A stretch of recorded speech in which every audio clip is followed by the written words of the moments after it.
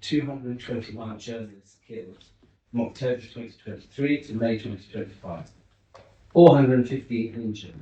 Gaza is now the deadliest place on earth for journalists. These aren't abstractions, they're human beings, wearing clearly marked press vests, carrying cameras, doing their jobs.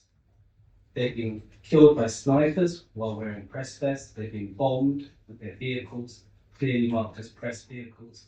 And in the worst cases, their homes have been bombed, with their entire families killed alongside. But it doesn't stop there. 112 media institutions systematically destroyed. Radio stations, television offices, broadcast towers reduced to rubble. Why? To ensure that what happens in Gaza remains impressive. And after killing Palestinian journalists, Israel bars international journalists from entry. They control the narrative by eliminating anyone who can contradict. We've already briefly mentioned Anas al-Sharif. This is Ismail al-Ghul, one of the many prominent journalists killed by Israel. This is his wife and his 2-year-old daughter. Ismail was killed by an Israeli drone which decapitated him while he was wearing his press vest. Shortly before his death, he wrote words to a journalist colleague, which I want to share with the journalists in this room. He said, "Let me tell you, my friend, that I no longer know the taste of sleep. The bodies of children and the screams of the injured and their blood-soaked images never leave my sight. The cries of mothers and the wailing of men who are missing their loved ones never fade from my ears. I can no longer bear the sound of children's voices from beneath the rubble. I can no longer bear the sound of children's voices from beneath the rubble. It is no longer easy for me to stand before the rows of coffins, which are locked and extended, or to see the dead people more than the living, who are fighting death beneath their homes, not finding a way to safety and survival. I am tired, my friend." That's the end of the quote. This isn't warfare. This is deliberate silencing of truth. When you kill witnesses, destroy cameras, and seal the borders to journalists, you're not fighting terrorism, you're hiding a genocide. I'm part of Health Workers in Palestine, and a lot of the work we do was about some parallel processes that are happening to health workers. This is the United Nations report from September 2024, which documents over 500 health workers killed by Israel. It's more like over 1,500 now. This is not by accident, not as collateral damage. This is exhaustively investigated by the United Nations, and it's documented that this is systematic. Medical personnel have been intentionally targeted. I've already spoken to you about the importance of definitions and how the definition of Hamas is used by Israel as a justification for murdering innocent people. These aren't theoretical abstracts. Just as we've heard of journalists being murdered for allegedly being members of Hamas, Israel has repeatedly used this logic to label Palestinian health workers, including, for instance, Dr. Hussam and Safia, as Hamas operatives. As I said before, anybody who stands against Israel's colonialist project is Hamas, and anybody who is Hamas is a target. This is a target.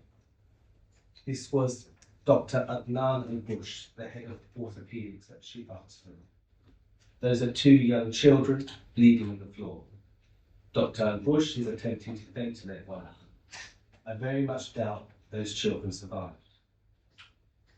He was a director of orthopedics before it was destroyed, before Shifa Hospital was destroyed. He then moved on to the Indonesian hospital.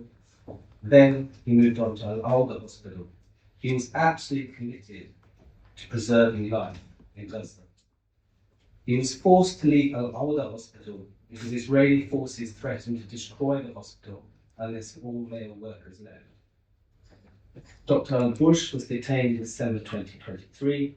processed at the notorious Bindmans detention base, torture base, and transferred to Ophir prison, where he died in April 2024. Witnesses told Sky News that he appeared badly beaten, and a legal deposition describes Dr. Elbush brought into Ophir prison, naked from the waist down, thrown into the yard, unable to stand, and found dead minutes later. This is a systematic elimination of Ghazza's medical capacity. When you kill doctors, arrest surgeons, destroy hospitals, you're ensuring the wounded have nowhere to go, the sick cannot be treated, that entire families are going to die from preventable conditions. The UN Commission's conclusion was unambiguous. Israel has implemented a concerted policy to destroy Ghazza's healthcare system. These are war crimes, and these are crimes against humanity. So, we all know that foreign journalists are barred from Gaza. So, who are the truth tellers? The only people allowed into Gaza are health workers from MSF, Medical Aid for Palestinians, and other aid organizations. These health workers, people like Hassan Abu Sita, Nick Maynard, Khalid Dawas, Victoria Rose, are at the top of their class surgically. They are really some of the best surgeons in this country. When they come out, they face a stark choice: to continue to deliver life-saving surgery, to go back in, or to speak out. This is Nick Maynard. I know him very well. He's attended many conferences with Tayab Ali to speak out about what's happening in Gaza. And he wrestled with this for a long time because he's been working in Palestine for many, many years. He had many close friends there.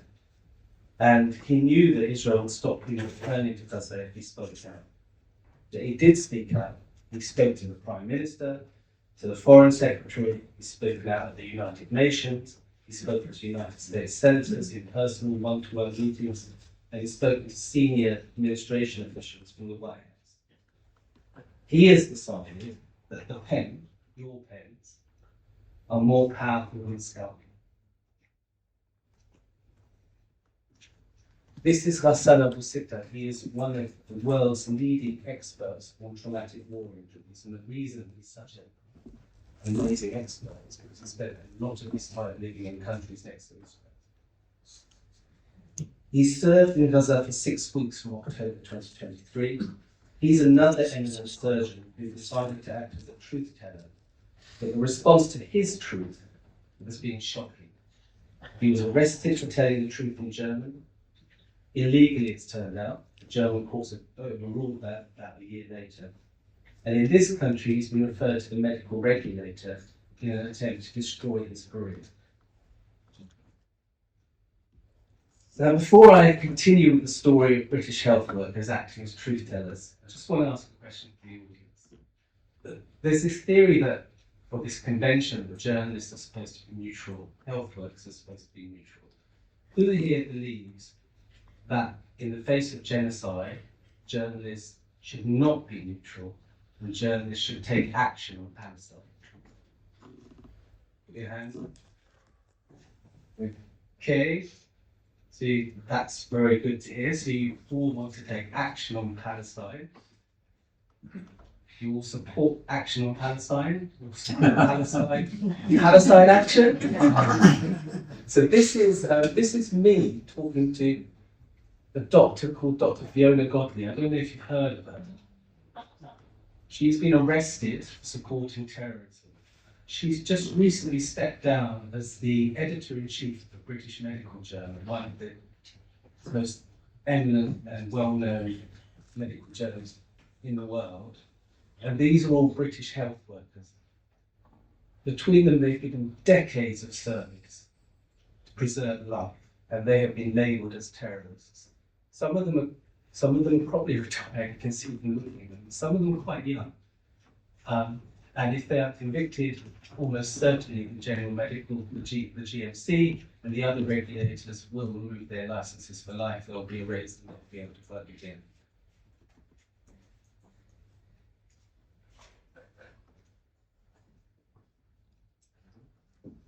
Is anybody in GMC or any of the other medical groups supporting it? Or are they just allowing this process to go through without getting in? I think the GMC is obliged to investigate anybody who's reported support. And if someone's convicted of supporting terrorism, it's almost preordained the outcome of that.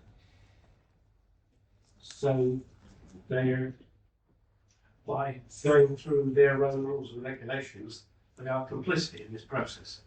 Yeah. Right. There are processes. I'm going to refer to several legal cases now, and I know about the legal cases these NHS workers are going through, but obviously I can't really speak very freely about it. So we believe at Health Workers for Palestine there's been a decision at the highest political levels to target health workers who speak out in Palestine. And we think that's because politicians know, apart from obviously John McDonnell, who I'm sure is very trustworthy, very trusted, but politicians know that in general the British public trust health workers more than they trust politicians. So we think that there's a concerted campaign to shut down the voice of NHS health workers, and we as an organisation decided to fight back. And I'm going to tell you briefly about 4 legal campaigns that I've personally been involved in setting up, and which we tried to get the press and media to cover with varying degrees of success. So Dr. Nadine Crowe, he was an emergency doctor at the Royal Free Hospital. He was suspended in the middle of his shift in A&E and told to go home. And he thought that he might have killed a patient and done something that was really dangerous. And it turned out that he had tweeted some potentially upsetting posts about Gaza. Now, the trust actually refused to show him what he had tweeted. And then when he tried to take them to employment tribunal, the trust tried to sidestep basic protections for him because he was a bank worker, even though he worked as a bank worker at a very prestigious London hospital for over 7 years and was a leading member of their team. He has launched a crowd justice funded case which I've been helping him with. Fatima Mohammed, she's a midwife and a former cultural safety lead at another very prestigious London hospital. It was literally her job to stand up against racism. And after speaking about Palestine, about her various meetings, NHS meetings, and also because of her social media activities, she was first referred to the midwife, the Nursing and Midwifery Council, which is the equivalent of the GMC for midwives. They said that she was exercising her freedom of speech and she said nothing that caused any risk to patients. She was then referred again, and finally, she was referred to Prevent. She got a phone call from the counter-terrorism, who thankfully also agreed that she'd done nothing wrong. But this is the level the level of censorship that health workers are facing. The complaints from this hospital were all motivated by a notorious pro-Israeli lobby organisation, which has been targeting lots of NHS workers.